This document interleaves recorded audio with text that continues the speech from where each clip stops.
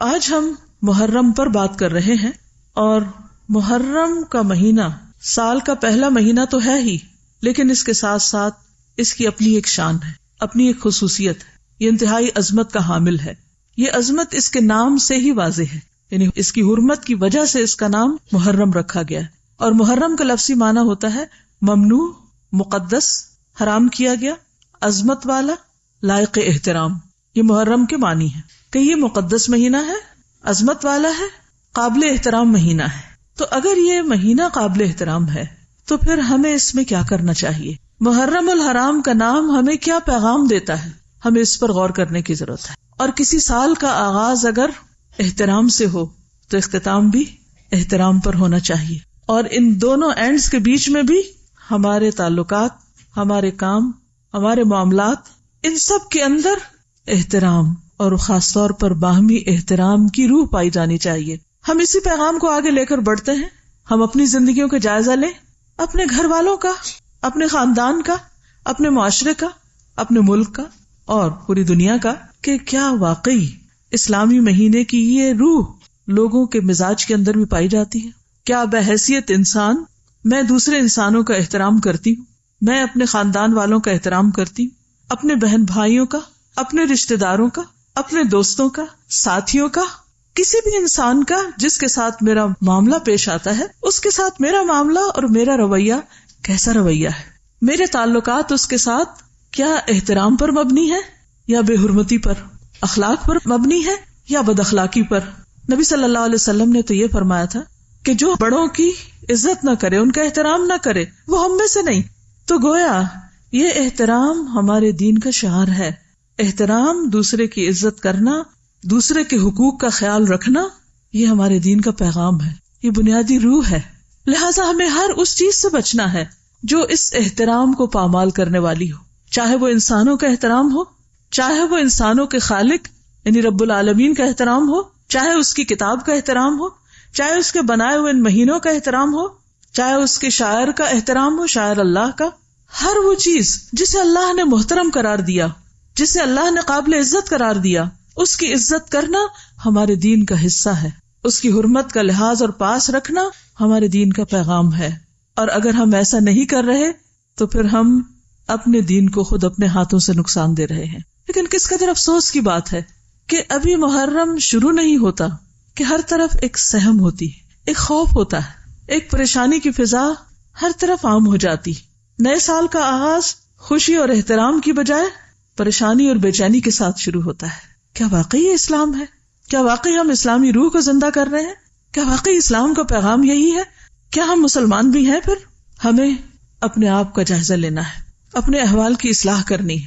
اور الحمدللہ اس وقت میرے سامنے 90% یوتھ بیٹھی جو اس پاکستان کا اور امت مسلمہ کا ایک مستقبل ہے۔ اگر آپ اس پیغام کو اپنے اندر جذب کر لیں کہ ہمیں احترام کی فضا کو رواج دینا ہے، تو انشاءاللہ آئندہ افق میں تبدیلی آئے گی۔ ہمیں نفرتوں کو ختم کرنا ہے، عداوتوں کو ختم کرنا ہے، ہمیں اپنی ذات سے آغاز کرنا ہے۔ مجھے دوسروں کا احترام سیکھنا ہے، کوئی میرا احترام کرے یا نہ کرے، کوئی میری حرمت کا پاس رکھے یا نہ رکھے، مجھے یک طرفہ طور پر یہ فیصلہ کرنا ہے کہ میں دوسروں کے ساتھ احترام کے ساتھ پیش آؤں گی، اپنی گفتگو میں، اپنے رویے میں، اپنے معاملے میں، اپنے تعلقات میں رواداری اور انسانی جذبات اور انسانی احساسات کا خیال کرتے ہوئے آگے بڑھنا ہے۔ مجھے صرف اپنے حقوق کو نہیں دیکھنا، مجھے حقوق دینے والا بننا ہے۔ اور جب ہم میں سے ہر شخص دینے والا بنے گا تو آپ دیکھیے کہ کیا کسی لینے والے کا ہاتھ خالی رہے گا؟ اس وقت بھی آپ امیجن کریں اگر اس ہال کے اندر سب دینے والے ہوں تو کیا کوئی لینے سے محروم رہے گا؟ لیکن اگر سب لینے والے ہوں صرف اور دینے کے لیے کوئی تیار نہ ہو تو کہاں سے کسی کو کچھ ملے گا؟ تو اسلام دینے کا سبق دیتا ہے، اپنی ذات سے آغاز کرنے کا سبق دیتا ہے۔ قرآن مجید کے شروع میں ہی فرمایا وَمِمَّا رَزَقْنَاهُمْ يُنْفِقُونَ، جو بھی ہم نے ان کو رزق عطا کیا ہے، اس میں چاہے وہ علم ہے، چاہے مال ہے، چاہے صلاحیتیں ہیں، طاقت ہے، قوت ہے، کچھ بھی ہے، جو بھی ملا ہے، ينفقون، وہ دیتے ہیں، وہ خرچ کرتے ہیں۔ تو ہمیں احترام کی فضا کو قائم کرنے کے لیے دینے والا بننا ہے، ہمیں آغاز کرنا ہے۔ نقطہ آغاز خود ہماری اپنی ذات ہوگی، پھر قریب ترین سرکل کو ہم بڑا کرتے جائیں گے، وسیع کرتے جائیں گے، اور وہ پوری دنیا تک انشاءاللہ پھیل جائے گا۔ یہی امن اور پیس کی ضمانت ہے۔ اس کے بغیر امن کا کوئی راستہ نہیں. جب تک ہم خود یہ تہیا نہ کریں کہ ہم نے امن سے رہنا ہے اور دوسروں کو بھی امن میں رہنے دینا ہے، اس وقت تک امن ہو نہیں سکتا. امن صرف باتیں کرنے سے نہیں ہوتا، کچھ کر کے دکھانے سے. تو انشاءاللہ ہم جو سنیں گے اس کو کر کے بھی دکھائیں گے انشاءاللہ. تو اللہ سبحانہ وتعالیٰ نے جہاں حرمت کے ان مہینوں کی بات کی، فرمایا فَلَا تَظْلِمُوا فِيهِنَّ أَنفُسَكُمْ، ان مہینوں میں اپنی جانوں پر ظلم نہ کرو، ظلم نہ کرو. تو گویا احترام کیسے حاصل ہوتا ہے؟ ظلم سے بچ کر، کسی پہ ظلم نہ کر کے، نہ ہاتھ سے نہ زبان سے، نہ کسی کی جان پر، نہ مال پر، نہ عزت پر، نہ آبرو پر. تو اس لیے ہمیں اللہ سبحانہ وتعالیٰ کے اس حکم کو اپنا موٹو بنانا ہے.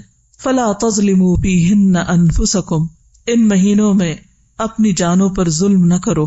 سال کا تیسرا حصہ یعنی 4 مہینے محترم ہے، اور ان میں ہم ظلم نہ کرنے کی پریکٹس کرتے ہیں تو باقی 2 حصوں میں بھی انشاءاللہ پھر ظلم سے بچ سکتے ہیں. جہاں تک ظلم کا تعلق ہے تو حضرت انس سے روایت ہے کہ رسول اللہ صلی اللہ علیہ وسلم نے فرمایا ظلم کی 3 اقسام ہیں، ظلم کی 3 قسمیں ہیں. نمبر 1 وہ ظلم جسے اللہ تعالیٰ کسی صورت میں معاف نہیں کرے گا. نمبر 2 وہ ظلم جس کو بخش دے گا. نمبر 3 وہ ظلم جو معاف نہ کیا جائے گا. پہلا جو کسی صورت میں نہ چھوڑے گا، دوسرا معاف کر دے گا، اور تیسرا معاف نہیں کرے گا. جس ظلم کو کسی صورت میں نہیں چھوڑا جائے گا وہ شرک ہے. ان الشرک لظلم عظیم، شرک سب سے بڑا ظلم ہے. گویا اللہ تعالیٰ کا حق نہ دینا، اللہ تعالیٰ کے حق میں کمی کرنا، اللہ تعالیٰ کے احترام میں کمی کرنا، اس کا سب سے بڑا مظہر کیا ہے کہ کسی کو اللہ کا شریک قرار دے دیا جائے. تو ظلم سے بچنے میں نمبر 1 چیز کیا ہے کہ انسان کس سے بچے؟ شرک سے بچے. کیونکہ جو اپنے خالق کا احترام نہیں کرتا، جو اپنے رب کا احترام نہیں کرتا، جو اس کا حق نہیں دیتا، جو اس کو گالی دینے سے باز نہیں آتا، یعنی وہ گالی دینا کیا ہے کہ کسی اور کو اللہ کا شریک قرار دے دینا، تو پھر وہ انسانوں کا حق کہاں سے پہچانے گا؟ اس لیے اللہ سبحانہ وتعالیٰ نے شرک کو ظلم عظیم کہا ہے. ان الشرک لظلم عظیم. وہ ظلم جسے اللہ تعالیٰ بخش دیں گے وہ اللہ اور بندے کے درمیان ہے، یعنی اللہ کا حق کی عبادت نہ دینا. یعنی اگر اس میں کوئی کمی پیشی ہو گئی اور انسان نے توبہ کر لی تو اللہ تعالیٰ اس کو معاف کر دے گا. اور وہ ظلم جس کو معاف نہیں کیا جائے گا وہ بندوں کا آپس میں ایک دوسرے پر کیا ہوا ظلم ہے، یعنی حقوق العباد میں کمی. اللہ تعالیٰ ہر صورت میں بعض مظلوموں کو بعض ظالموں سے قصاص دلوائے گا، یعنی قیامت کے دن بدلہ دینا پڑے گا. اگر آج دنیا میں کوئی انسان کسی کا حق مارتا ہے، کسی پہ ظلم کرتا ہے، کسی کے ساتھ زیادتی کرتا ہے، اس کی جان مال عزت پر ہاتھ ڈالتا ہے، تو پھر قیامت کے دن اس کو بدلہ دینا ہوگا، قصاص دینا ہوگا. تو اس لیے انسان نمبر 1 اپنے ہر عمل کو اچھی طرح چھانے پٹکے اور دیکھے کہ کہیں وہ کسی بھی قسم کے ظاہری یا باطنی شرک میں تو مبتلا نہیں. یہ جاننے کے لیے توحید کی بات کو اچھی طرح سمجھ لے کہ توحید ہے کیا، کیونکہ جب تک توحید کے بارے میں جانتے نہیں تو شرک کبھی نہیں پتا چلے گا. اور پھر یہ جانے کہ شرک ہے کیا، کیونکہ ہر چیز اپنے اپوزٹ سے پہچانی جاتی، دن رات سے پہچانا جاتا ہے. لہذا دن کو صرف دن سے آپ نہیں جان سکتے جب تک رات کو نہ جانے. تو توحید کو بھی جانے اور شرک کو بھی جانے. یہ ایک الگ موضوع ہے جس پر انشاءاللہ کسی اور وقت میں بات ہوگی. آج جو ہمارا موضوع ہے محرم الحرام کے حوالے سے، وہ حرمت انسان اور خصوصاً حرمت مسلمان کہ ان کا احترام کس طرح کرنا ہے. کیونکہ قیامت کے دن انسان جب تک معاف نہیں کریں گے اللہ تعالیٰ بھی معاف نہیں فرمائے گا. تو ہمیں دنیا میں ہی معاملہ صاف کر لینا چاہیے. تو قرآن و سنت کی تعلیمات کی روشنی میں آج ہم دیکھتے ہیں کہ جو چیزیں ہمیں بتائی جا رہی ہیں، دکھائی جا رہے ہیں، کیا ان میں سے کوئی عادت، کوئی بات، کوئی چیز میرے اندر تو نہیں پائی جاتی؟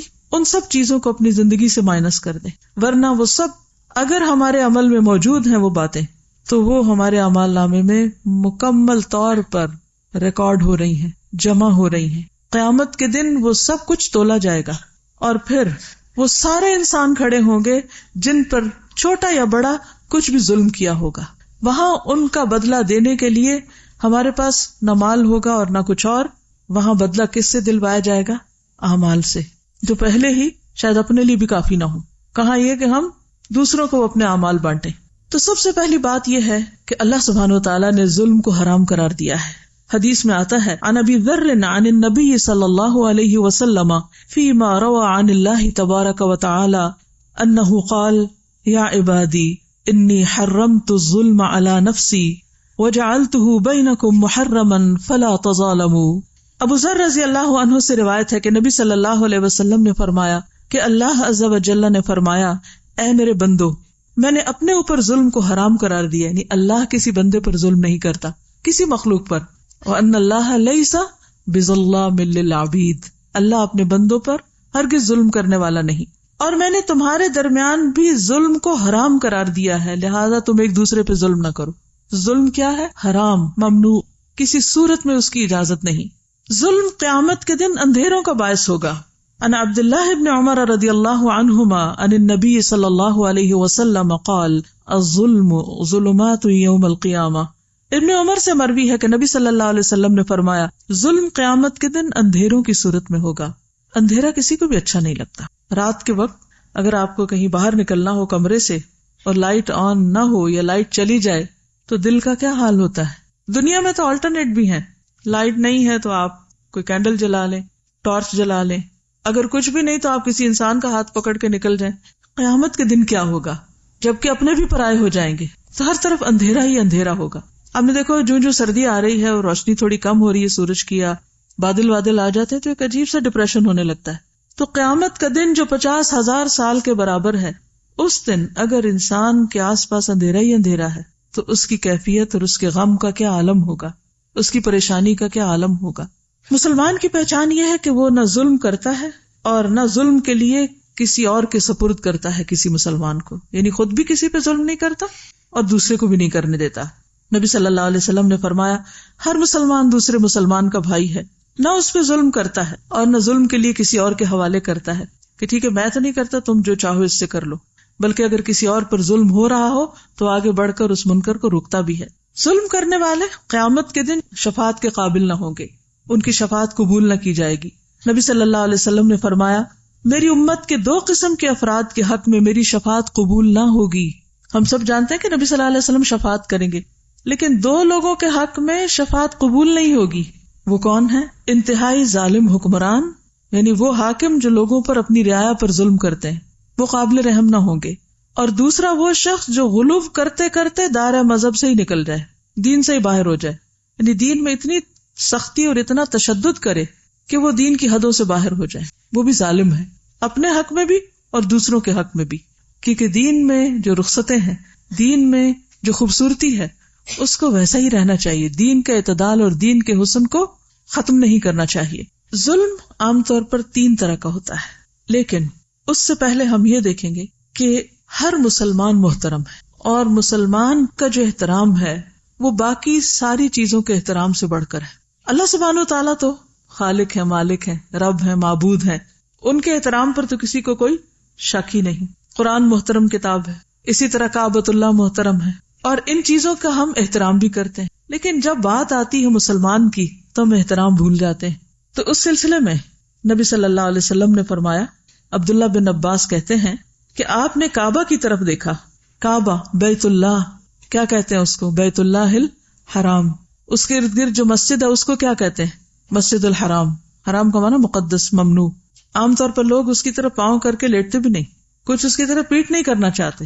کتنا محبوب ہے، کتنا محترم ہے، کتنا تقدس ہے اس کا، چومتے ہیں جا کر اس کو، سب جانتے ہیں نا اس کا احترام۔ نبی صلی اللہ علیہ وسلم نے کعبہ کی طرف دیکھا اور فرمایا، تجھے مرحبا ہو، تو کتنا عظیم ہے، تیری حرمت کتنی عظیم ہے۔ لیکن ایک مومن کی حرمت اللہ کے ہاں تیری حرمت سے زیادہ عظیم ہے۔ اللہ کے نزدیک بندہ مومن کی حرمت کعبہ کی حرمت سے بھی زیادہ ہے۔ کبھی ہم نے کسی انسان کو اتنے احترام سے دیکھا؟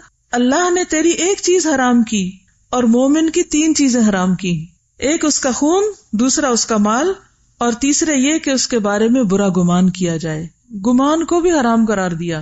ہر سوچئے ہم جو ہر وقت دوسروں کے بارے میں منفی باتیں سوچتے رہتے ہیں، کوئی حق ہے، کوئی جواز بنتا ہے، ہم سمجھتے ہیں صرف جان، مال اور عزت ہی محترم ہے، اس کے بارے میں برا گمان بھی منع ہے۔ اجتنبوا کثیرا من الظن، بہت زیادہ گمان سے پرہیز کرو۔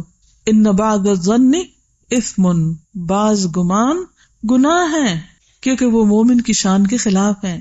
لیکن ہم چھوٹی چھوٹی باتوں پر دوسروں کی طرف سے دل میلا کر لیتے ہیں. بعض اوقات معاملے کی پوری حقیقت کو نہیں سمجھتے اور وہ بات دل میں بٹھا لیتے، پھر اس کو ایک معیار بنا لیتے، پھر اس کے اندر سے اس کو پرکھتے ہیں، پھر وہ شیشہ اپنی آنکھوں پہ چڑھا لیتے ہیں، پھر اسی میں سے دیکھتے ہیں اس کو، اس کی چال ڈھال، کلام، بات، ہر چیز. حالانکہ وہ 100% بھی غلط ہو سکتی ہے ہماری سوچ. خیال تو خیال ہوتا ہے، خیال کوئی سالڈ چیز تو نہیں ہوتی، اس کو بنیاد تو نہیں بنایا جا سکتا. لہٰذا اس پہلو پر بھی غور کرنے کی ضرورت ہے. ایک اور حدیث میں آتا ہے، ابو ہریرہ رضی اللہ عنہ سے روایت ہے کہ رسول اللہ صلی اللہ علیہ وسلم نے فرمایا، ایک مسلمان کی ہر چیز دوسرے مسلمان پر حرام ہے، اس کا خون اور اس کا مال اور اس کی عزت و آبرو. ایک اور جگہ پر آتا ہے کہ نبی صلی اللہ علیہ وسلم نے منا میں صحابہ سے مخاطب ہو کے فرمایا، تم جانتے ہو یہ کون سا دن ہے؟ انہوں نے کہا اللہ اور اس کا رسول بہتر جانتے ہیں. کیا انہیں نہیں پتا تھا؟ لیکن صحابہ احترام میں ایسا کہہ رہے ہیں. تو آپ نے فرمایا یقیناً یہ حرمت والا دن ہے. پھر آپ صلی اللہ علیہ وسلم نے پوچھا کیا تم جانتے یہ کون سا مہینہ ہے؟ انہوں نے کہا اللہ اور اس کا رسول بہتر جانتے ہیں. تو آپ نے فرمایا یہ حرمت والا مہینہ ہے. پھر آپ نے پوچھا تم جانتے یہ کون سا شہر ہے؟ انہوں نے کہا اللہ اور اس کا رسول بہتر جانتے ہیں. تو آپ نے فرمایا یہ حرمت والا شہر ہے. پھر فرمایا بے شک اللہ نے تمہارے خون، تمہارے مال، تمہاری عزتیں آپس میں تمہارے لیے اسی طرح حرام کی ہیں جس طرح تمہارے اس دن، تمہارے اس مہینے اور تمہارے اس شہر کی حرمت ہے. تم اس دن کو محترم سمجھتے ہو، اس مہینے کو محترم سمجھتے ہو، اس جگہ کو محترم سمجھتے ہو، لیکن یاد رکھو مومن کا احترام اس سے بڑھ کے ہے. ان احادیث کی روشنی میں اور آپ اپنے دلوں کا جائزہ لیں. کیا واقعی ہم احترام کے اس معیار پر پورے اترتے؟ سوچئے، غور کیجئے. اپنے والدین کے احترام کو دیکھیے، اپنے خاندان کے بزرگوں کو دیکھیے، اپنے سے بڑے افراد کو دیکھیے عمر میں، اپنے ساتھیوں کو، اپنے خدمت گاروں کو، ان کا کتنا احترام ہے، کیونکہ انسان تو وہ بھی ہیں. کچھ معلوم نہیں قیامت کے دن ان کا درجہ کہیں بلند ہو اور آپ وہ نیچے بیٹھے ہوں. کیا واقعی دین کی یہ روح ہمارے اندر ہے؟ ہم مسلمان کہلانے کے لائق ہیں، حق رکھتے ہیں؟ دلوں کا جائزہ لیجیے. آج اسلامی معاشرے سے کیا اٹھ چکا ہے جس کی وجہ سے ساری خرابیاں پیدا ہو رہی، ساری بے چینیاں اور بے اطمینانیاں. اس کی بنیادی وجہ یہی ہے. صرف آج سے اگر آپ یہ عہد کر لیں کہ کوئی بڑا ہو یا چھوٹا مجھے اس کے ساتھ عزت اور احترام سے بات کرنی، تو آپ دیکھیے کہ پوری فضا ہی تبدیل ہو جائے گی. اور کیوں کرنا ہے؟ کیا کسی سے انعام کی خاطر، کسی سے کچھ حاصل کرنے کے لیے؟ نہیں. کیوں کریں گے ہم احترام کسی کا؟ اچھا یہ بتائیے مجھے، ہم احترام کرتے کیوں نہیں؟ احترام کیوں نہیں کرتے؟ اس کی کیا وجہ ہوتی؟ اس کے پیچھے کیا نفسیات ہوتی؟ تکبر، ایروگنس. ہم سمجھتے ہیں ہم اگر کسی کا احترام کریں گے، کسی کے ساتھ ہم عزت سے پیش آئیں گے تو ہم چھوٹے ہو جائیں گے، پھر دوسرے ہمارے سر پہ چڑھ جائیں گے. حالانکہ بہت سے اختلافات ہم احترام کی حد کے اندر رہتے ہوئے بھی حل کر سکتے ہیں. ضروری تو نہیں کہ کسی بھی کام کو بدتمیزی اور بد اخلاقی سے ہی کیا جائے. ہم امن سے، احترام سے، سکون سے، خوشی سے بہت سے معاملات کو حل کر سکتے ہیں. لیکن ہم ایسا کیوں نہیں کرتے؟ کیونکہ وہ اندر کی اصلاح نہیں ہوئی. بعض اوقات ہم یہ بھی کرتے ہیں کہ اگر کوئی میری عزت کرے گا تو میں اس کی عزت کروں. کنڈیشنل شرط رکھ دیتے ہیں، چونکہ اس نے نہیں کی لہٰذا مجھ پر بھی فرض عائد نہیں ہوتا. اور ایگو، برا گمان. جب ہمارے دل میں کسی کا احترام نہیں ہوتا نا تو رویے میں آتا ہی نہیں. جن کے دلوں میں احترام ہوتا ہے کیا وہ نگاہوں سے بھی نہیں چھلک رہا ہوتا؟ وہ چہروں سے جھلک رہا ہوتا ہے، وہ رویوں سے پتہ چل رہا ہوتا ہے، وہ چال ڈھال سے پتہ چل جاتا ہے. اس کے لیے کسی خول چڑھانے کی ضرورت ہی نہیں ہوتی. تو اصل چیز کیا ہے کہ اس بات کو اللہ کا حکم سمجھ کر اپنے اندر لانے کی کوشش کریں. جب وہ اندر آ جائے گی تو باہر خود بخود آ جائے گی. یہی دین کا طریقہ ہے. اسی کا نام تزکیہ ہے. نبی صلی اللہ علیہ وسلم صرف کتاب کی تعلیم دے کر نہیں چلے گئے بلکہ آپ نے لوگوں کا تزکیہ کیا. تو آئیے دیکھتے ہیں کہ کون کون سی چیز محترم ہے، احترام کیسے کرنا ہے، کسی کی کیا چیز ہم پر حرام ہے جس کو ہم نہیں چھیڑ سکتے، جس سے بچنا ہے. تو سب سے پہلے ہے جان کی حرمت. ہر انسان کو جینے کا حق ہے سوائے اس کے کہ اللہ اس کو یہ حق نہ دے. قرآن مجید میں قتل مومن کو حرام قرار دیا گیا. سورۃ النساء 93 میں فرمایا وَمَن يَقْتُلْ مُؤْمِنًا مُتَعَمِّدًا فَجَزَاؤُهُ جَهَنَّمُ خَالِدًا فِيهَا وَغَضِبَ اللَّهُ عَلَيْهِ وَلَعَنَهُ وَأَعَدَّ لَهُ عَذَابًا عَظِيمًا. اور جو کوئی کسی مومن کو قصداً قتل کر ڈالے، یعنی جان بوجھ کے قتل کر دے، اس کی سزا جہنم ہے جس میں وہ ہمیشہ رہے گا.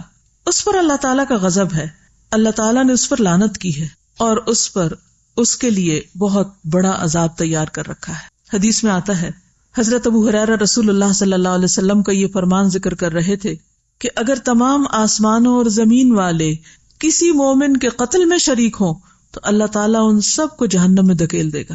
یعنی صرف ایک شخص نہیں، اگر ایک کے قتل میں 10 لوگ شریک ہیں تو وہ 10 کے 10، اور اگر سارے آسمان والے اور سارے زمین والے تو وہ سارے کے سارے. پتہ کیا چلتا ہے کہ ایک مومن کی جان اس قدر قیمتی ہے اللہ کے نزدیک کہ اس کے بدلے میں وہ سب کو سزا دے سکتا ہے اگر وہ اس کے جان لینے میں شریک ہو. آج آپ دیکھیے کہ ہمارے معاشرے میں کتنی چھوٹی چھوٹی باتوں پر قتل ہو جاتے ہیں. مثلا جائیداد، خاندانی دشمنیاں، چھوٹی سی بات سے غصے میں فلیئر اپ ہو جانا، اور شک کی بنیاد پر کھیل میں ہار جیت پر قتل ہو رہا ہے، غیرت کے نام پر، بعضوں کو صرف شک کی بنیاد پر، گمان کی بنیاد پر، تعصبات کی بنیاد پر، مذہبی بنیادوں پر، حسد کی وجہ سے. کسی دن کا کوئی اخبار اٹھا لے بغیر کسی امتیاز کے، کوئی اخبار کسی بھی دن کا قتل کی خبر سے خالی نہ ہوگا. اور بتا رہی ہے کہ میاں بیوی میں جھگڑا ہوا، بیوی نے 6 ماہ کی بچی کو چھت سے اٹھا کے پھینک دی. ان گنت کہانیاں ہیں قتل کی، حالانکہ اللہ کے نزدیک اتنا بڑا جرم، اور پھر خصوصاً بے گناہ کا قتل. رسول اللہ صلی اللہ علیہ وسلم ایک خطبے میں فرما رہے تھے، امید ہے کہ ہر ایک گناہ اللہ تعالیٰ معاف فرما دے گا سوائے اس شخص کے جو کسی مومن کو جان بوجھ کر قتل کر دے، یا جو شخص کفر کی حالت میں مرے. اور قیامت کے دن سب سے زیادہ مفلس وہ شخص ہوگا کہ جو بہت سی نیکیاں لے کر آئے گا لیکن اس کے ساتھ ساتھ اس نے کسی کو گالی دی ہوگی، کسی پہ تہمت لگائی ہوگی، کسی کا مال کھایا ہوگا، کسی کا خون بہایا ہوگا، کسی کو مارا ہوگا. سب لوگوں کو اس آدمی کی نیکیاں دے دی جائیں گی، اور اگر اس کی نیکیاں ان کے حقوق کی ادائیگی سے پہلے ختم ہو گئیں تو ان لوگوں کے گناہ بھی اس آدمی پہ ڈال دیے جائیں گے، پھر اس کو جہنم میں ڈال دیا جائے گا. وہ صرف اپنے گناہوں کی سزا نہیں بھگتے گا بلکہ اس کے ساتھ ساتھ باقی سب کے گناہوں کی سزا بھی بھگتے گا جن پر اس نے دنیا میں ظلم کیا تھا. حدیث میں آتا ہے نبی صلی اللہ علیہ وسلم نے فرمایا، اس ذات کی قسم جس کے قبضے میں میری جان ہے، مومن کا قتل کرنا اللہ کے نزدیک تمام دنیا کے تباہ ہونے سے زیادہ ہے. سوچئے اس بات کو، یعنی تمام دنیا کا زوال، تمام دنیا کا ختم ہو جانا. اللہ نے دنیا میں کیا کچھ بنایا ہوا، سمندر ہے، پہاڑ ہے، دریا، درخت، طرح طرح کے پھل، بے شمار نعمتیں، آپ گن نہیں سکتے دنیا میں جو کچھ ہے. لیکن اللہ نے یہ سب کچھ کس کے لیے بنایا؟ انسان کے لیے بنایا. اور اگر انسان کو کوئی ختم کر دے تو باقی چیزوں کی کیا ویلیو ہے؟ کچھ بھی تو نہیں. لہٰذا پوری دنیا کا زوال ایک طرف اور مومن کا قتل ایک طرف، اتنا سنگین اور بڑا جرم. قتل کرنا تو جرم ہے ہی، مسلمان بھائی پر اسلحہ لہرانا بھی منع ہے. حدیث میں آتا ہے رسول اللہ صلی اللہ علیہ وسلم نے فرمایا، جب مسلمان اپنے بھائی پر اسلحہ لہرائے یعنی مثلا تلوار ہے تو اٹھائے، یا چاقو دکھائے، یا کوئی بندوق کی نالی اس کی طرف پھیرے، تو فرشتے ہمیشہ اس پر لعنت کرتے رہتے ہیں یہاں تک کہ وہ اس کو نیام میں داخل کر لے، یعنی واپس ڈال لے. یعنی کسی کی طرف اسلحے کے ساتھ پوائنٹ آؤٹ کرنا جو ہے وہ بھی منع ہے. کہا یہ کہ اٹھا کے کسی کو کچھ مار دے کو. اچھا، اس کو کیوں منع کیا گیا؟ اس پر کیوں لعنت کی گئی؟ یعنی اسلحے کو لہرا کے کسی کو ڈرانا یا اس کی طرف اس کا رخ کرنا، کچھ پتا نہیں کہ کس وقت غلطی سے ہی گولی چل جائے، یا شیطان اس کو صرف کھیل کھیل میں دکھاتے ہوئے دوسرے پہ جا مارنے کی دعوت دے. خوف زدہ کرنا بھی منع ہے. میں جانتی ہوں ایک ایسی ماں کو جس کا تڑپ تڑپ کر برا حال تھا، اور اس کی وجہ صرف یہی تھی کہ دوست اکٹھے تھے، ان کے پاس اسلحہ تھا اور وہ صرف جوک کر رہے تھے، اور اسی میں گولی چل گئی اور بچہ فوت ہو گیا. اور اس ماں کو کسی پل کسی پہلو قرار نہیں آ رہا تھا کہ یہ کیا ہو گیا. وہ جانے والا تو چلا گیا، لیکن لواحقین پیچھے جتنا تڑپتے ہیں اس تکلیف کا بھی آپ اندازہ کیجیے. اور اس میں انٹینشن نہیں تھی، قتل خطا تھا، لیکن کیا تھا؟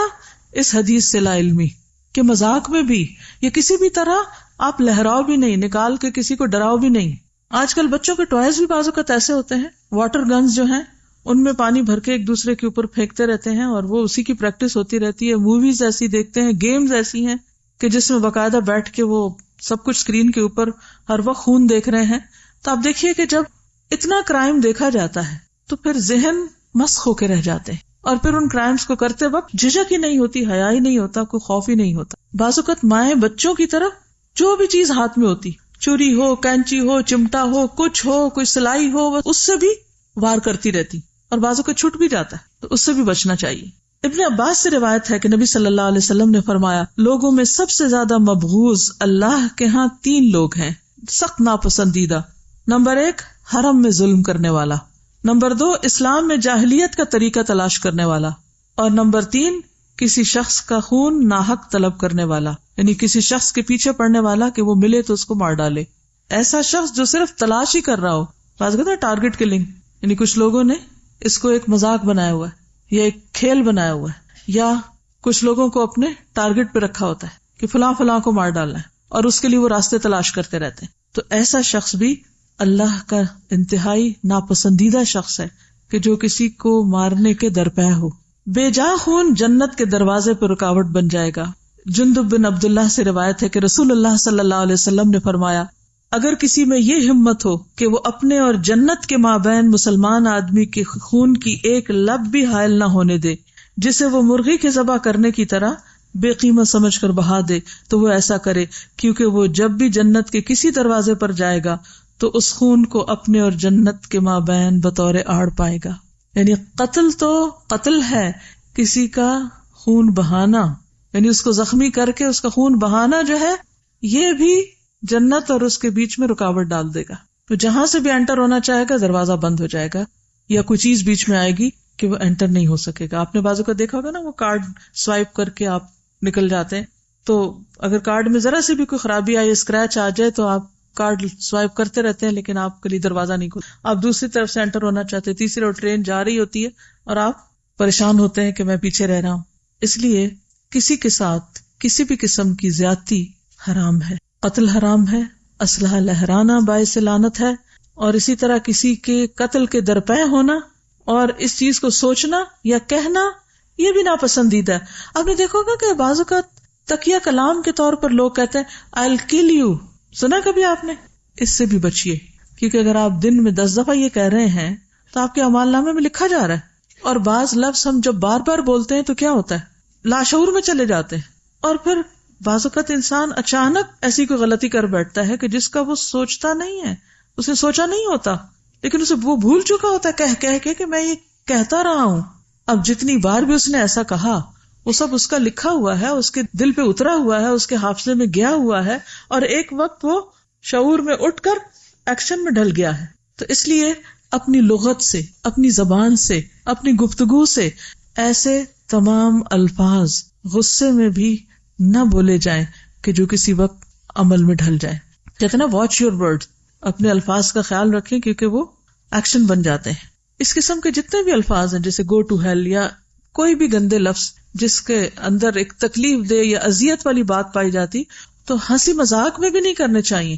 یہ نہیں سوچنا چاہیے کہ یہ تو ہمارے فرینک ہونے کی علامت ہے، ہم ایک دوسرے کو کچھ بھی کہہ سکتے ہیں، یہ کوئی بہادری نہیں کہ ہم ایک دوسرے کو کچھ بھی کہہ سکتے ہیں۔ اس میں آپ دیکھیے کہ جیسے اسپیڈی ڈرائیونگ ہے، آپ تیز رفتار گاڑی چلاتے ہیں، کیئرلیس ڈرائیونگ کرتے ہیں، کوئی بھی کام کیئرلیسلی کرتے ہیں، اپنی کسی ڈیوٹی کو پوری طرح پورا نہیں کرتے، اور اس کے نتیجے میں آپ کسی مثلاً گٹر کا ڈھکن نہیں لگاتے اور جان چلی جاتی ہے، تو آپ ذمہ دار ہیں۔ طریقہ کوئی بھی ہو سکتا ہے، وہ غفلت ہو، وہ جان بوجھ کے کرنا ہو، کیئرلیسنس ہو، ہر حال میں انسانی جان کا احترام لازم ہے۔ یہاں تک اگر آپ میں سے کوئی کچھ آ کے کہنا چاہے، موسٹ ویلکم۔ اس کے بعد ہم اگلی بات پہ آئیں گے، مال کی حرمت، کہ دوسرے کا مال بھی ہم پر حرام ہے۔ میں یہ کہنا چاہوں گی کہ قتل کا جب ہم پڑھتے ہیں نا کہ ظلم کی قسمیں ہیں، اور سب سے بڑا لگ رہا ہے کہ قتل، یہ ہمیں لگتا ہے بہت ایکسٹریم ہے، ہم تو اس تک نہیں جا رہے، لیکن اس کی اگر ہم ابتدا میں دیکھیں تو یہ ایک انسان کو ورتھ لیس جب ہم سمجھتے ہیں کہ اس انسان کی کوئی قدر و قیمت نہیں ہے، تو تب ہی ہم اس ایکسٹریم لیول تک پہنچتے ہیں۔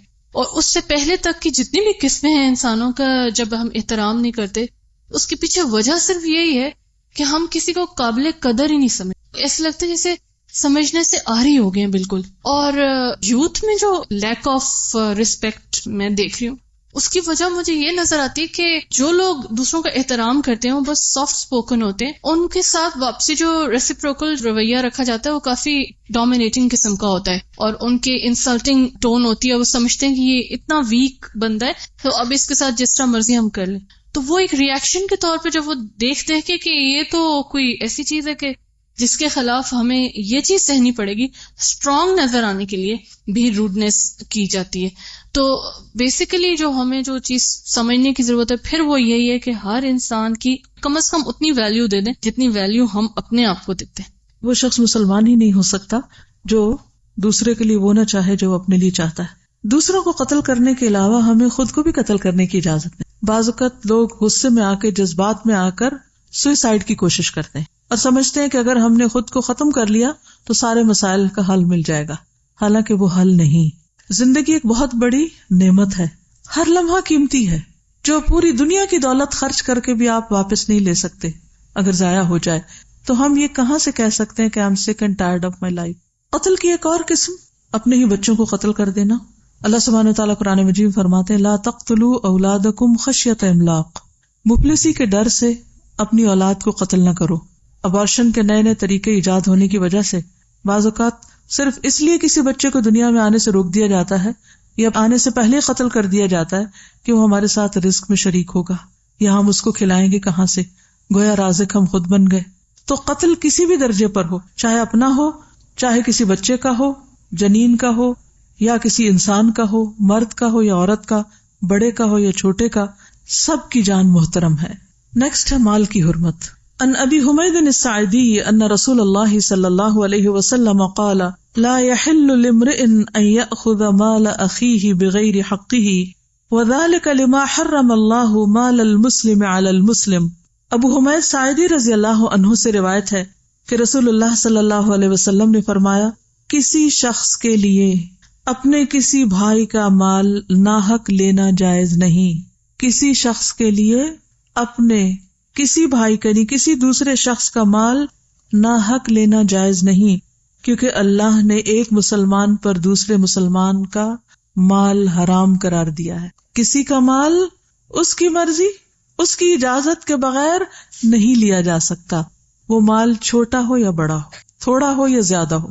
بعض اوقات ہم یہ سوچ کر کہ اچھا چھوٹی سی چیز ہے، کسی کا پین ہی ہے، مثلا ہم جلدی میں ہوتے ہیں، بعض اوقات کہیں سائن کرنے پڑتے، ذرا 1 سیکنڈ کے لیے پین دیں، لیا، سائن کیے اور پین بند کر کے واپس اپنی جیب میں، جس کا ہے اس کو نہیں دیا، اور وہ منہ دیکھ رہا ہے کہ اب میں مانگوں تو بدلحاظ کہلاؤں گا. تو ناسمجھی میں، غفلت میں یہ چونکہ عادتیں پڑ جاتی ہیں کہ کیئر نہ کرنا. اور پھر اگر کوئی مانگ بیٹھے، بعض اوقات کسی سے ادھاری چیز لیتے، اگر وہ مانگ بیٹھے تو اس کو مائنڈ کر جاتے کہ تم اتنے بخیل ہو. تو کسی کے لیے بھی یہ جائز نہیں کہ وہ اس کی رضامندی، اس کی خوشی کے بغیر اس کی کوئی بھی چیز لے. یعنی اگر کسی کی کوئی چیز استعمال کے لیے بھی لینی ہے تو اس سے اجازت لینی چاہیے. مثلاً کسی شخص نے اپنی چیزیں رکھی ہوئی ہیں، آپ کو ضرورت پڑ جاتی ہے ان میں سے کوئی چیز لینے کی، تو اخلاق کا تقاضا کیا ہے کہ آپ پہلے اجازت لیں کہ کیا میں آپ کا یہ کاغذ اٹھا سکتا ہوں، یہ ٹیشو لے سکتا ہوں.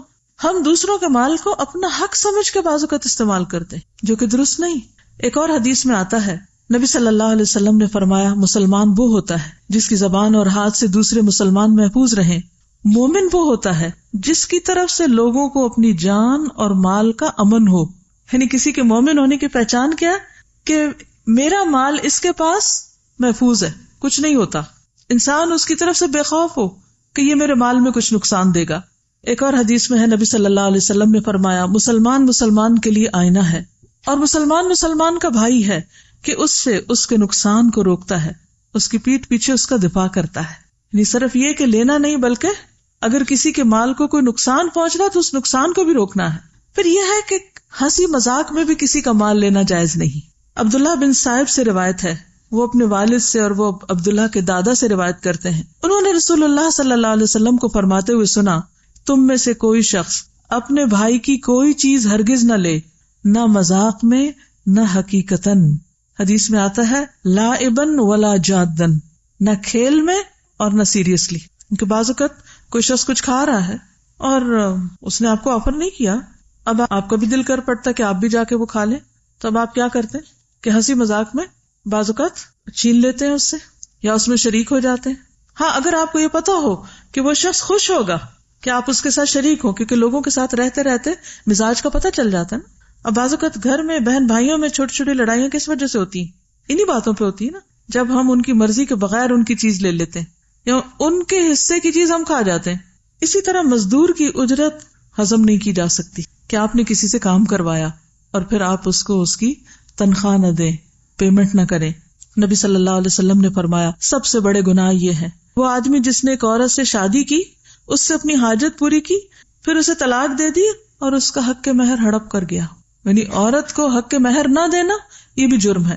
دوسرا وہ آدمی جس نے کسی کو مزدوری پہ لگایا اور اس کی اجرت خود نگل گیا، یعنی پیمنٹ نہیں کی مزدوروں کی.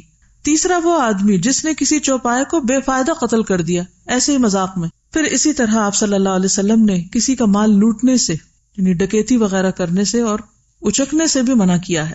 آپ نے یہاں تک منع کیا ہے کہ اگر کسی کے مال پر کوئی قدرتی آفت آ جائے تو اس سے پھر وہ چیز وصول کی جائے.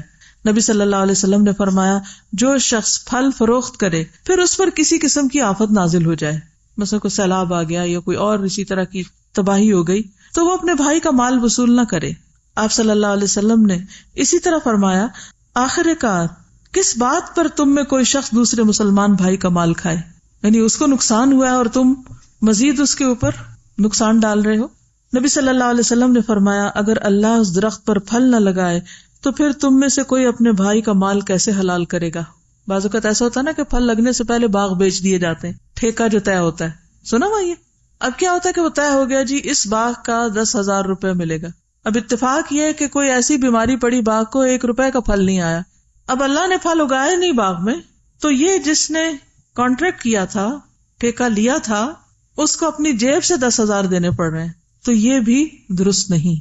ابو سلمہ رضی اللہ عنہ سے روایت ہے حضرت سعید نے فرمایا میں نے نبی صلی اللہ علیہ وسلم کو یہ فرماتے ہوئے سنا ہے کہ جو شخص ناحق کسی زمین پر ایک بالشت بھر قبضہ کرتا ہے اس کے گلے میں زمین کا وہ ٹکڑا 7 زمینوں سے توق بنا کر اس کے اندر ڈالا جائے گا. صرف ایک بالشت ناحق زمین پہ قبضہ، اس کی سزا قیامت کے دن کیا ہوگی؟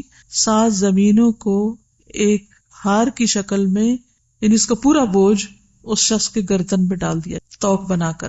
اور جو شخص کسی قوم کی اجازت کے بغیر ان سے موالات کی نسبت اختیار کرتا ہے اس پر اللہ کی لعنت ہے.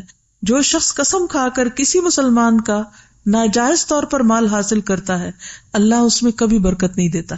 تو اس میں خاص طور پر 2 باتیں، ایک تو یہ کہ قسم کھا کر کسی سے کچھ نہیں لینا جو حق نہ بنتا ہو، کیونکہ اس میں کبھی بھی برکت نہیں ہوگی. اور دوسرے یہ کہ زمین بھی مال ہی کی ایک قسم ہے. جہاں کسی کا کوئی مال مثلا روپیہ، پیسہ، سونا یا کوئی کھانے پینے کی چیز اٹھانا منع ہے، اسی طرح زمین جو کہ اٹھائی تو نہیں جا سکتی لیکن اس پر ناجائز قبضہ کر لینا، جو آپ کا حق نہیں اسے اپنا بنا لینا، یا یہ کہ حقداروں کو حق نہ دینا. بعض اوقات ایسا ہوتا ہے نا کہ جائیداد تقسیم ہی نہیں کی جاتی. ہمارے معاشرے میں خاص طور پر عورتوں کو حق نہیں دیا جاتا، اس سے بھی منع کیا گیا ہے. یہ ظلم کی قسم ہے، یہ حرمتوں کی خلاف ورزی ہے. ایک اور حدیث میں ہے آپ صلی اللہ علیہ وسلم نے فرمایا جس شخص نے جھوٹی قسم کے ساتھ کسی مسلمان کا مال حاصل کیا اس کے دل پر ایک سیاہ نقطہ ہوگا جس کو قیامت تک کوئی چیز تبدیل نہیں کر سکتی. یعنی جب کوئی چوری کرتا ہے، چوری یا ناجائز طور پر مال لیتا ہے، تو اس کا نقصان کیا ہوتا ہے؟ دل پر سیاہی آ جاتی. وہ سیاہی اتر ہی نہیں سکتی، قیامت تک سیاہی رہے گی جب تک انسان اس کو لوٹا نہ دے، توبہ نہ کر لے، اپنے مال سے نکال نہ دے. دیکھیے بعض لوگ ہیبیچل ہوتے ہیں، ان کو ایک عادت ہوتی ہے کسی نہ کسی کے مال میں ہاتھ ڈالنے کی، کچھ نہ کچھ اٹھانے کی. وہ کسی ریڑھی کے پاس سے گزریں گے، وہاں سے کچھ اٹھا کے کھا لیں گے. وہ کسی شاپ میں جائیں گے، وہاں سے کچھ اٹھا کے جیب میں ڈال لیں گے. وہ کسی باغ میں سے گزر رہے گے، وہاں سے اور کچھ نہیں پھول ہی توڑ لیں گے. وہ بھی تو کسی کا ہے نا، ہمارا تو نہیں. کسی آفس میں کام کر رہے ہوں گے، وہاں سے پیپر اٹھا کے گھر لے جائیں گے، اسٹیشنری چرا کے گھر لے جائیں گے.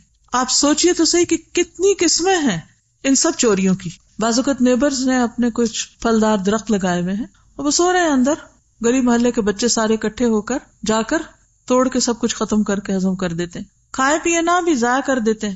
کون ان کی تربیت کرے گا؟ کون ان کو بتائے گا کہ یہ غلط ہے؟ اور جب بچپن سے ہی بچوں کے منہ کو حرام لگ جاتا ہے، ناجائز کسی کی چیز اٹھا کے کھانے کی عادت پڑ جاتی، تو پھر بڑے ہو کر ان کو تمیز نہیں رہتی.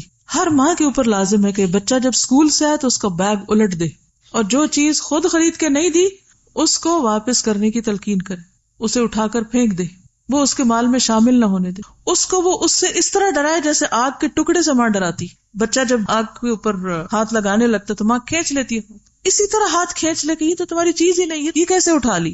ایک اور حدیث میں آتا ہے رسول اللہ صلی اللہ علیہ وسلم نے 2 جمرات کے درمیان، یعنی حج کے موقع پر دو جمرات کے درمیان فرمایا جس شخص نے جھوٹی قسم کے ساتھ کسی مسلمان کا مال حاصل کیا وہ اپنا ٹھکانہ آگ میں بنا لے اور حاضر غائب کو بتا دے.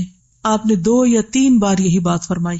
ایک اور حدیث میں آتا ہے جو شخص جھوٹی قسمیں کھائے تاکہ کسی کا مال جو اس کے ذمہ واجب ہے اس کو ہضم کر لے یعنی واپس نہ کرے تو وہ اللہ سے اس حال میں ملے گا کہ اللہ اس پر ناراض ہوگا. ایک اور حدیث میں آتا ہے نبی صلی اللہ علیہ وسلم نے فرمایا جس نے کسی مسلمان کا ناحق ایک لقمہ بھی کھایا اللہ تعالیٰ اسے اتنا ہی جہنم کا کھانا کھلائیں گے. جس نے کسی مسلمان کا ناحق کپڑا پہنا اللہ تعالیٰ اسے اسی کے بقدر جہنم کا کپڑا پہنائیں گے.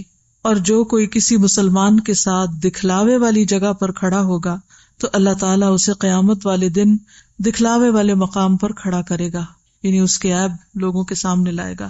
ایک اور حدیث میں آتا ہے نبی صلی اللہ علیہ وسلم نے فرمایا مسلمان کی گمشدہ چیز آگ کی لپٹ ہوتی ہے اس کے قریب بھی نہ جانا.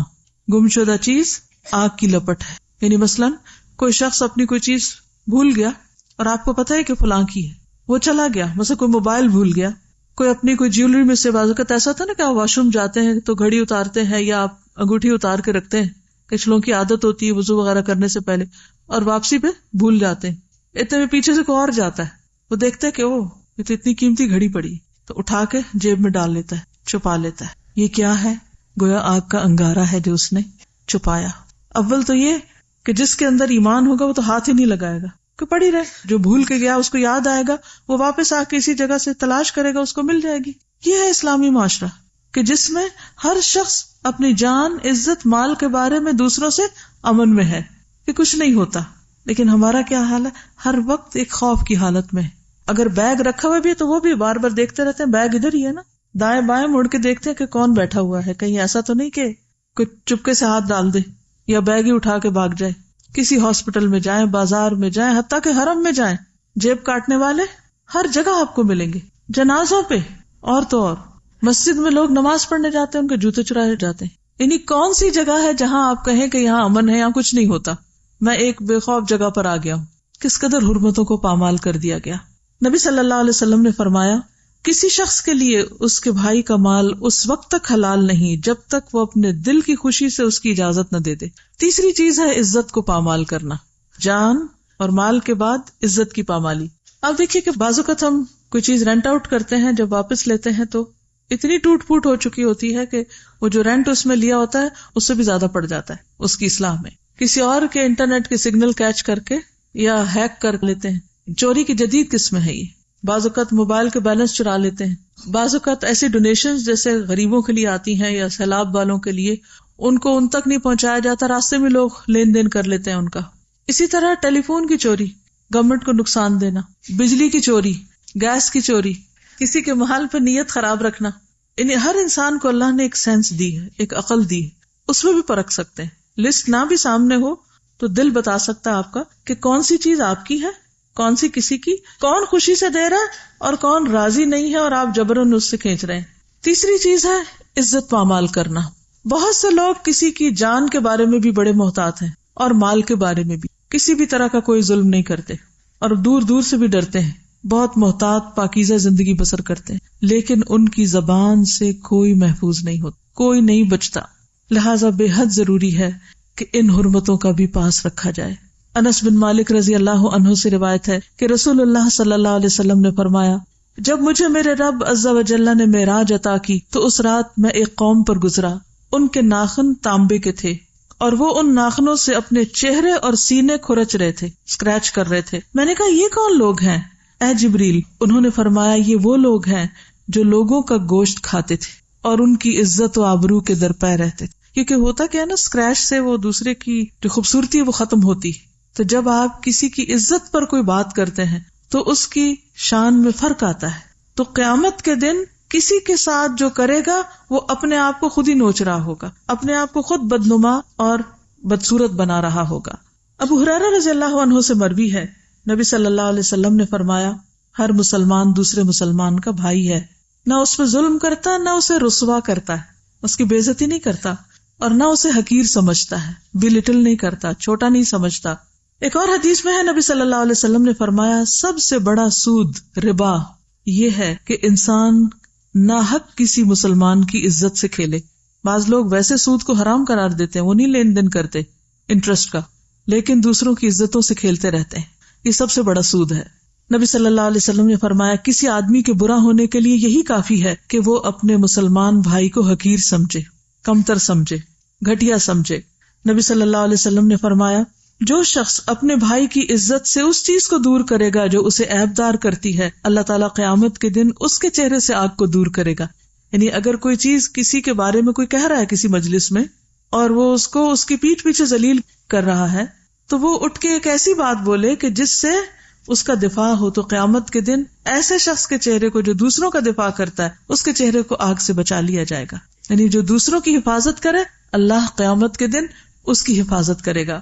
عزت پامال کرنے کی جو صورتیں ہیں ان میں سب سے بڑی غیبت ہے. کسی کی پیٹھ پیچھے اس کا ذکر ایسے انداز میں کرنا کہ اس کو حقیر گردانا جائے. نبی صلی اللہ علیہ وسلم نے فرمایا, معاذ بن جبل سے روایت ہے, انہوں نے رسول اللہ صلی اللہ علیہ وسلم کے پاس ایک آدمی کا ذکر کیا اور کہا جب تک اسے کھلایا نہ جائے وہ کھاتا نہیں, جب تک اسے سوار نہ کیا جائے وہ سوار نہیں ہوتا. نبی صلی اللہ علیہ وسلم نے فرمایا تم نے اس کی غیبت کی. صحابہ نے کہا اللہ کے رسول صلی اللہ علیہ وسلم جو اس میں ہے ہم نے تو وہی بیان کیا. آپ نے فرمایا غیبت کے لیے تمہیں یہی کافی ہے کہ تم اپنے بھائی کی اس بات کا ذکر کرو جو اس میں ہے. یعنی یہاں آپ دیکھیے کس چیز کو آپ نے غیبت قرار دیا, صرف بے جا تبصرے کو. ہم بیٹھے ہوتے ہیں نا تو دوسروں کی باتیں کرتے, فلاں تو ایسا ہے کہ بس اللہ کی پناہ, اسے تو کپڑے پہننے نہیں آتے, اسے تو چلنا نہیں آتا, اسے تو گھر سنبھالنا نہیں آتا, وہ ایسا نہیں کرتا, وہ ویسا نہیں کرتا. یہ سب باتیں غیبت میں شمار ہوتی. یعنی آپ تیسرے شخص سے یہ ذکر کر رہے ہیں, اسی سے ہی کر لیں جس کے اندر وہ خامی ہے تاکہ وہ اپنے آپ کو سنوار لیں. تو غیر ضروری طور پر لوگوں کو ڈسکس کرنا اور خصوصاً ایسے انداز میں ڈسکس کرنا جس سے ان کی شان یا عزت میں کمی ہو, یہ ناپسندیدہ ہے. آپ دیکھیے کہ گھروں میں لڑائیاں کیوں ہوتی, ماں اور بیٹے میں بعض اوقات لڑائی ہو جاتی. کیوں؟ کیونکہ بیوی بیٹے کے کان ماں کے خلاف بھر رہی ہوتی, یعنی اپنی ساس کے خلاف میاں کو باتیں کیے جا رہی ہوتی. یا پھر بیٹا گھر آتا ہے اور بہو کسی کام کو لگی ہوئی ہے تو ماں اس کے پاس بیٹھ کر سارے دن کی شکایتیں بہو کی لگا رہی. اب نتیجہ کیا ہوگا؟ میاں کا موڈ آف ہو جائے گا. جب وہ اٹھے گا اپنی بیوی کو دیکھے گا تو اس کو سخت بری نظر آئے گی. کہاں گئی محبتیں, کہاں گئی چاہتیں, کہاں گئے اچھے تعلقات؟ کس نے ظلم کیا؟ اس نے جس نے حق اور ناحق دونوں طرح. بعض چیزیں ہوتی ہیں ان کو ذکر کرنا بھی منع ہے, تو جو ہوتی نہیں وہ تو بہتان ہے, وہ تو اس سے بڑا الزام ہے, اس سے بڑی عزت کی پامالی ہے. اس بنا پر گھروں کے گھر ختم ہو کے رہ جاتے ہیں, طلاقوں تک نوبتیں آتی ہیں اور آئندہ نسلیں برباد ہو کے رہ جاتی, ہر طرح کا سکون برباد ہو جاتا ہے. پھر اسی طرح کسی کے بارے میں, کسی کی شکل یا کسی کے قد یا کسی کے حال حلیے پر ناروا بات کرنا, خواہ وہ حقیقت ہی کیوں نہ ہو. حضرت عائشہ کہتی ہیں کہ میں نے نبی صلی اللہ علیہ وسلم سے کہا آپ کو صفیہ میں یہی کافی ہے کہ وہ ایسے اور ایسے ہے. انہوں نے صرف ان کے چھوٹے قد کا ذکر کیا. آپ نے فرمایا تم نے ایسا کلمہ کہا ہے اگر سمندر میں ڈال دیا جائے تو وہ بھی کڑوا ہو جائے. یعنی تمہیں حق نہیں کہ تم کسی کے قد پہ بات کرو, کیونکہ قد کسی نے خود تھوڑی بنایا ہے. خصوصاً آپ دیکھیں کہ جب رشتوں کا لین دین ہوتا ہے اس وقت لوگ ایک ایک عضو کو ڈسکس کر رہے ہوتے ہیں. بھویں ایسی ہیں اور ناک ایسا ہے اور دانت ایسے ہیں اور چال ایسی ہے اور قد اتنا ہے اور جسم ایسا ہے. ٹھیک ہے, اگر آپ نے کسی کی ڈسکرپشن دینی ہے تو جہاں ضرورت ہے متعلقہ شخص کو دیجئے, لیکن بھری محفلوں میں کسی کو ڈسکس کرنے کا تو کچھ بھی جواز نہیں. پھر اسی طرح آپ صلی اللہ علیہ وسلم کے سامنے کسی کی نقل اتاری گئی. آپ نے فرمایا مجھے پسند نہیں کہ میں کسی کی نقل اتاروں, خواہ مجھے اتنا اور اتنا مال ہی کیوں نہ ملے.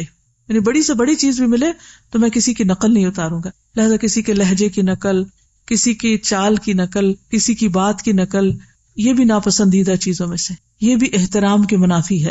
پھر اسی طرح کسی کی چغلی کرنا, کیونکہ اس سے نفرتیں پھیلتی ہیں. حضرت عبداللہ بن مسعود سے روایت ہے نبی صلی اللہ علیہ وسلم نے فرمایا کیا میں تمہیں یہ نہ بتاؤں مل عدھ کیا چیز ہوتی, عدھ کیا ہوتی ہے؟ فرمایا اس سے مراد چغلی ہے جو لوگوں کے درمیان نفرت پیدا کرے. ایک اور روایت میں جو لوگوں کے درمیان فساد پیدا کرے, یعنی کسی کے پاس آ کر وہ بات بیان کرنا جس سے اس شخص اور جس کی بات کہی گئی ان کے درمیان لڑائی ہو جائے. یعنی لوگوں میں پھوٹ ڈلوانا, فساد کرنا, یہ بھی بدترین عادت ہے.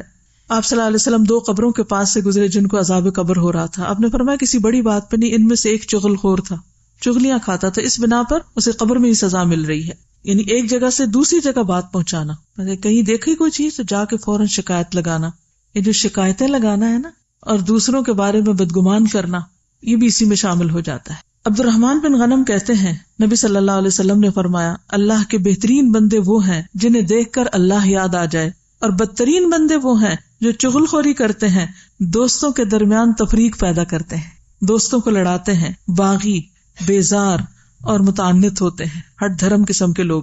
نبی صلی اللہ علیہ وسلم نے فرمایا، بنی آدم کے اعمال ہر جمعرات کو پیش کیے جاتے ہیں، اور کسی قطع رحمی کرنے والے کے اعمال قبول نہیں کیے جاتے۔ جو رشتوں کو کاٹے ہوئے ہوتے ہیں، آپس میں ناراض ہوتے ہیں، وہ جو نیکیاں کرتے بھی ہیں وہ سٹک ہوتی ہیں، رستے میں ہی رکی رہتی ہیں۔ جیسے آپ کے پارسل گم ہو جاتے ہیں تو یہاں سے تو آپ نے سب کچھ اپنا مال اکٹھا کر کے بھیج دیا لیکن آگے نہیں پہنچا۔ کبھی ہوا آپ کے ساتھ ایسے کہ آپ نے کسی کو کچھ بھیجا اور وہ وہاں تک نہ پہنچ؟ کبھی اس کیفیت کو یاد کریں کہ آپ نے بڑی چاہت سے کچھ پیک کر کے اچھا خوبصورت بنا کے کسی کے لیے کچھ روانہ کیا، اور یہاں تو یہ آپ سارے اعمال اپنے لیے روانہ کر رہے ہیں، اپنی آخرت کے لیے، اور جب آپ نے چیک کیا تو وہ ملا ہی نہیں۔ اس وقت کیا کیفیت ہوتی؟ وہ پارسل نہیں ملا، وہ فلاں چیز نہیں ملی۔ جی ہاں، یہ جو کچھ بھیج رہے ہیں وہ رستے میں کھڑا ہے، کیونکہ آپ اپنے ہی رشتے داروں کے ساتھ تعلق کاٹے ہوئے، آپ کی بول چال بند ہے۔ یہ بھی احترام میں کمی کا ایک حصہ ہے۔ نبی صلی اللہ علیہ وسلم نے فرمایا، جس نے قطع رحمی کی وہ مرنے سے پہلے اس کا وبال دیکھ لے گا، یعنی جو رشتوں کو کاٹے گا وہ اس کا نقصان دنیا میں دیکھ کے مرے گا۔ یعنی کچھ گناہ ایسے ہیں جن کی سزا دنیا میں انسان کو مل جاتی۔ آپ نے فرمایا کسی کے لیے جائز نہیں کہ 3 دن سے زیادہ اپنے مسلمان بھائی سے قطع تعلق ہی کرے۔ اگر وہ اس حال پر رہیں گے تو جو پہلے رجوع کرے گا اس کا پہل کرنا اس کے لیے کفارہ بن جائے گا اس غلطی کا۔ اگر دوسرے نے اس کو سلام کیا اور اس نے جواب نہ دیا تو سلام کرنے والے کو تو فرشتے جواب دیں گے اور رد کرنے والے کو شیطان، اور اگر دونوں قطع تعلقی کی حالت میں مر گئے تو جنت میں اکٹھے نہ ہو سکیں گے۔ پھر اسی طرح حسد کرنا، کسی سے بغض رکھنا، نفرت کرنا، پھر اسی طرح کسی کو اچانک ڈرانا، یہ بھی منع ہے، یہ گھبراہٹ میں ڈالنا، پریشان کرنا۔ نبی صلی اللہ علیہ وسلم کے ساتھ لوگ سفر میں تھے جن میں سے ایک شخص سو گیا، تو ان میں سے بعض اس کی رسی کی طرف گئے جو اس کے ساتھ تھی اور وہ اسے لے گیا، یعنی اس کی چیز اٹھا کے لے گئے۔ وہ آدمی گھبرا گیا۔ آپ نے فرمایا کسی مسلمان کے لیے جائز نہیں کہ وہ کسی کو گھبراہٹ میں مبتلا کرے۔ ہم بعض اوقات کیا کرتے ہیں، اچانک ایک دم دھماکہ کرتے ہیں کسی کے سر پہ جا کے اور اس کو ڈرا دیتے ہیں۔ بعض اوقات ہارٹ اٹیک تک ہو جاتے ہیں لوگوں کو جب ان کو خوف زدہ کرتے ہیں۔ بعض اوقات کسی کی چیز اٹھا کے چھپا دیتے ہیں صرف مذاق کے لیے کہ اچھا اٹھے گا تو پریشان ہوگا۔ تو اس قسم کی پریشانی میں کسی کو مبتلا کرنا بھی درست نہیں۔ آپ صلی اللہ علیہ وسلم سے کسی نے کہا کہ مجھے وصیت کیجیے۔ آپ نے فرمایا کسی سے کو نیکی کرتے ہوئے اس سے معمولی نہ سمجھو، خواہ کسی تنہا آدمی کی گھبراہٹ اس کے ساتھ رہ کر دور کرنا۔ بعض اوقات ایسا ہوتا ہے نا کہ کوئی شخص گھبرا رہا ہوتا ہے تو آپ اس کے پاس چلے جاتے ہیں، جیسے کوئی فوت ہو گیا تو آپ اس کی تعزیت کے لیے چلے گئے، یا ویسے کوئی پریشان ہے، غمگین ہے، دکھی ہے، تو اس کی گھبراہٹ دور کرنے کے لیے اس کو کمپنی دینا جو ہے یہ بھی ایک نیکی ہے۔ پھر عزت پامال کرنے میں گالی دینا بھی آتا ہے، یعنی کسی کو گالی دینا، تانا دینا۔ فرمایا مومن کو گالی دینا فسق ہے، یعنی نافرمانی کا کام ہے۔ آپ صلی اللہ علیہ وسلم نے فرمایا جب کوئی شخص اپنے بھائی کو اے کافر کہتا ہے، یعنی کسی کو کافر کافر کہتا ہے، تو وہ اس کے قتل کی طرح ہے، وہ اس کے قتل کی طرح ہے، اور مومن پر لعنت کرنا اس کے قتل کی طرح ہے، کسی پہ لعنت بھی نہیں کی جا سکتی۔ نبی صلی اللہ علیہ وسلم نے فرمایا میں تمہیں وصیت کرتا ہوں کہ تم لعن طعن کرنے والے نہ بنو۔ فرمایا زیادہ لعنت کرنے والے قیامت کے دن شفاعت کرنے والے نہیں ہوں گے اور نہ ہی گواہی دینے والے۔ پھر اسی طرح کسی کو آر نہ دلائیں۔ آر دینا کیا ہوتا ہے؟ کسی کو شرمندہ کرنا ہے، ہاں تم کیا جانو، تمہیں کیا پتا، تمہیں نہیں یہ کام کرنا آتا، تم نہیں کر سکتے۔ تانے دے دے کہ کسی کا جذباتی قتل یا کسی کا کانفیڈینس کل کر دینا یہ بھی درست نہیں۔ پھر اسی طرح یہ ہے کہ انسان اپنی زبان اور اپنی عزت کا دفاع بھی کرے، کسی کو کوئی ایسی بات نہ کرے کہ جس سے پلٹ کر خود وہ اپنی بے عزتی کرانے کے درپے ہو جائے۔ تو یہ تھی چند باتیں محرم الحرام اور حرمت مسلمان کے حوالے سے۔ آخر میں محرم کے روزے کی یاد دہانی کرانا چاہوں گی کہ نبی صلی اللہ علیہ وسلم رمضان کے بعد محرم کے روزے کو سب سے اہم قرار دیتے تھے، یعنی اجر کے اعتبار سے۔ حدیث میں آتا ہے افضل الصیام بعد رمضان شہر اللہ المحرم، رمضان کے بعد افضل ترین روزہ اللہ تعالیٰ کے مہینے محرم کا روزہ ہے۔ نبی صلی اللہ علیہ وسلم سے پوچھا گیا کہ رمضان کے بعد افضل روزہ کون سا ہے؟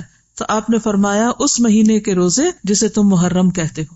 جیسے آپ دیکھیے کہ رمضان کے آخری عشرے کی راتیں، ذوالحج کے پہلے 10 دنوں کے سارے نیک اعمال خصوصاً تکبیرات، اور محرم کے روزوں کا خصوصی اجر و ثواب۔ رمضان کے بعد روزے کے اعتبار سے اجر و ثواب سب سے زیادہ محرم میں ہے، پھر روزوں کے دن آ رہے ہیں الحمدللہ۔ خصوصاً عاشورہ کا روزہ، عاشورہ کہتے ہیں 10ویں دن کو، عاشورہ کا معنی ہوتا ہے 10واں دن۔ عام طور پر لوگ سمجھتے ہیں کہ عاشورہ کا دن حضرت حسین کی وجہ سے بہت اہم ہے، حالانکہ حضرت حسین رضی اللہ تعالیٰ عنہ کی شہادت کا واقعہ آپ کی وفات کے تقریباً 50 سال بعد پیش آیا۔ عاشورہ جو ہے وہ واقعہ کربلا کے ہونے سے پہلے سے ہی محرم اور محترم ہے، عظمت کا حامل ہے، ٹھیک ہے۔ اور جب مسلمانوں پر رمضان کے روزے فرض نہیں تھے تو محرم کے روزے فرض تھے، یعنی محرم میں رکھے جاتے تھے، خصوصاً عاشورہ کا روزہ فرض تھا۔ لیکن جب رمضان کے روزے فرض ہو گئے تو عاشورہ کی فرضیت ختم ہو گئی۔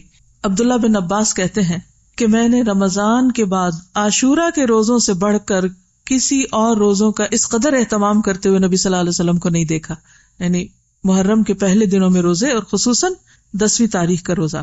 اور آپ نے فرمایا کہ یہ روزہ جو ہے عاشورہ کا پچھلے 1 سال کے گناہوں کا کفارہ ہے۔ اب جو لوگ ذوالحج میں نہیں رکھ سکے ان کے لیے پھر ایک موقع آ گیا ہے، اللہ تعالیٰ کی خاص رحمت ہے۔ ایام جاہلیت میں قریش بھی عاشورہ کا روزہ رکھتے تھے، نبی صلی اللہ علیہ وسلم بھی رکھتے تھے، پھر ہجرت مدینہ کے بعد بھی آپ نے یہ روزہ رکھا اور صحابہ کو بھی رکھنے کا حکم دیا۔ لیکن جب رمضان کے روزے فرض ہو گئے تو آپ نے اس روزے کو نفلی قرار دیا کہ جو رکھنا چاہے رکھ لے، جو نہ رکھے نہ رکھے۔ جب آپ مدینہ تشریف لائے تو یہود بھی یوم عاشورہ کا روزہ رکھتے تھے۔ آپ نے پوچھا تم کیوں روزہ رکھتے ہو یہ؟ تو انہوں نے جواب دیا یہ عظمت والا دن ہے، اس دن اللہ تعالیٰ نے حضرت موسیٰ اور ان کی قوم کو نجات دی تھی اور فرعون اور اس کی قوم کو غرق کیا تھا، تو حضرت موسیٰ نے بطور شکر اس دن کا روزہ رکھا تھا، اس لیے ہم بھی یہ روزہ رکھتے ہیں۔ آپ نے فرمایا موسیٰ سے تمہاری نسبت ہم زیادہ قریب ہیں، اس لیے نبی صلی اللہ علیہ وسلم نے خود بھی روزہ رکھا اور صحابہ کو بھی حکم دیا کہ وہ روزہ رکھیں۔ لیکن آپ نے ایک اپنی خواہش کا اظہار کیا کہ یہود کی مشابہت سے بچنے کے لیے ایک کی بجائے 2 روزے رکھے جائیں، یعنی 9 اور 10 کا یا پھر 10 اور 11 کا روزہ۔ آپ نے فرمایا جب اگلا سال آئے گا تو ہم انشاءاللہ 9 تاریخ کا روزہ بھی رکھیں گے، لیکن اس سے پہلے ہی آپ کی وفات ہو گئی، تو 10 کے ساتھ 9 کا افضل ہے، لیکن اگر کسی وجہ سے 9 کا نہ رکھا جا سکے تو 10 سے 11 کو ساتھ ملا لینا چاہیے۔ یہ پیمفلٹ اس وقت آپ سب کی خدمت میں میری طرف سے تحفہ ہے، اور مجھے امید ہے کہ انشاءاللہ آگے بھی آپ تحفہ دینے والے ہوں گے، اور اس میں خصوصی طور پر جو معلومات ہیں روزے کے حوالے سے یا محرم کے احترام کے حوالے سے یا محرم کی تاریخ کے حوالے سے، ان کو آپ دوسروں کے ساتھ بھی شیئر کیجیے، کیونکہ بعض اوقات محرم میں جو واقعات بعد میں ہوئے ہیں ان کا تذکرہ اتنا زیادہ ہو جاتا ہے کہ اس کی اصل تاریخی حیثیت مدھم ہو جاتی۔ اس کے ساتھ ہی یہ بات بھی یاد رکھیے کہ ایک نیا سال آیا ہے اور بہت جلد پھر اپنے اختتام کو جا پہنچے گا۔ جس طرح پچھلے سالوں میں بہت سبق گزر گیا، اس سال کا ریزولوشن کیا ہوگا، کیا کرنا ہے ہم کو؟ نمبر 1 پچھلے سال سے اس سال کو بہتر بنانا ہے، اور نمبر 2 احترام کرنا سیکھنا ہے، حرمتوں کی پاسداری کرنی ہے۔ مومن کی حرمت کعبے کی حرمت سے زیادہ ہے، دوسروں پر احترام کی نظر۔ اب سوال یہ پیدا ہوتا ہے کہ اگر دوسرے غلطی کریں تو پھر ہم کیسے احترام کریں؟ ہم یہی اپنے آپ کو جسٹیفیکیشن دیتے ہیں نا، فلاں چور ہے، فلاں غلط کام کرتا ہے، فلاں ایسا برا ہے، ایسا ہے ایسا ہے، ہم کیسے اس کا احترام کریں؟ وہ انسان تو ہے، وہ کچھ بھی ہے، وہ انسان تو ہے۔ نبی صلی اللہ علیہ وسلم تشریف فرما تھے کہ ایک جنازہ گزرا تو آپ جنازے کے احترام میں کھڑے ہو جاتے، تو لوگوں نے کہا یہ کسی یہودی کا جنازہ ہے۔ آپ نے فرمایا کہ کیا وہ انسان نہیں؟ تو کوئی کچھ بھی ہو، کسی مذہب، کسی ملت، کسی اخلاق، کسی کردار کا شخص، لیکن انسانیت کے درجے میں بحیثیت انسان اس کا احترام لازم ہے۔ ہاں اگر اس نے اللہ کی کوئی نافرمانی کی ہے یا اس پر کوئی حد جاری ہوتی ہے تو وہ اپنی سزا کو پہنچ جائے گا۔ ہم نہ جج ہیں، نہ حاکم ہیں، اور نہ ہمارے ہاتھ میں قانون ہے کہ ہم دوسروں کے اوپر فیصلے کریں، فتوے سنائیں ان کو، یا ان کی برائیاں اچھالیں، یا ان کی عزت پامال کریں، یا ان کو ذلیل و رسوا کریں، یا ہم کسی بھی قسم کا ججمنٹل رویہ اختیار کریں۔ لہٰذا بے حد ضروری ہے کہ ہر انسان کو انسان ہونے کے حیثیت اور ناطے سے قابل احترام گردانے۔ اگر وہ آپ کے ساتھ کوئی زیادتی کر بھی جائے تو معاف کرنا سیکھیں، کیونکہ درگزر کیے بغیر آپ احترام نہیں کر سکیں گے۔ دوسروں کو حق دیں، اپنا حق اللہ کے ذمے کر دیں۔ اگر کوئی ہمارا حق ہمیں نہیں دیتا تو اللہ کی ذات موجود ہے۔ کوئی کسی کا حق چھینے گا تو اللہ تعالیٰ قیامت کے دن اس سے کئی گنا بڑھا کر واپس لوٹائے گا، اور حرمتوں کا بھی قصاص ہے۔ لہذا احترام کا کلچر پیدا کرنا، کس کو رواج دینا ہے؟ احترام کے کلچر. جس سے بھی بات کریں احترام سے، چیخنے چلانے سے پرہیز کریں، بری زبان استعمال کرنے سے پرہیز کریں.